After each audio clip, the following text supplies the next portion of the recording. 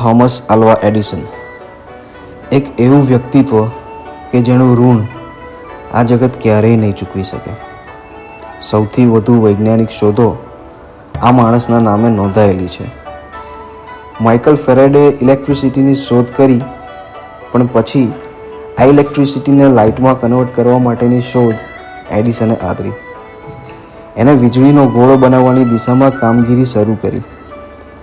આ માણસ રાત દિવસ જોયા વગર એક પછી એક પ્રયત્નો કરતો જાય, પણ નિષ્ફળતા સિવાય બીજું કાંઈ હાથ ના લાગે.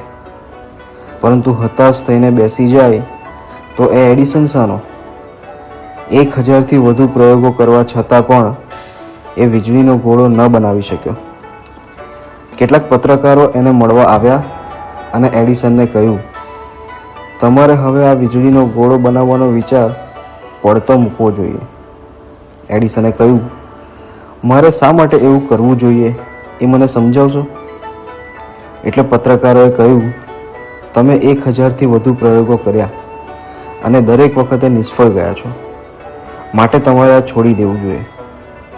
એડિસને હસતા હસતા કહ્યું, અરે ભાઈ, એ તો તમે તમારી દૃષ્ટિથી જુઓ છો, બાકી મને એક પણ નિષ્ફળતા નથી મળી. હા, એ ખરું કે 1000 પ્રયોગો કરવા છતાં પણ હું હજી વીજળીનો ગોળો બનાવી શક્યો નથી. આનો અર્થ એમ પણ થાય કે મેં કરેલા 1000 પ્રયોગો દ્વારા વીજળીનો ગોળો બની શકતો નથી એવું મેં શોધી કાઢ્યું. એટલે હવે મારા પછીના કોઈને કદાચ વીજળીનો ગોળો શોધવો હોય તો એમને આ 1000 પ્રયોગ કરવાની જરૂર નથી. તો મેં એમના માટે એટલું કામ તો ઓછું કરી આપ્યું ને. હવે તમે જ કહો, મને આમાં ક્યાં નિષ્ફળતા મળી? પત્રકારો એડિસનનો આત્મવિશ્વાસ જોઈને ઊભા થઈને જતા જ રહ્યા. એડિસને પોતાના પ્રયાસો ચાલુ રાખ્યા અને આજે એના એ પ્રયાસોના પરિણામે સમગ્ર વિશ્વ ઝળહળી રહ્યું છે.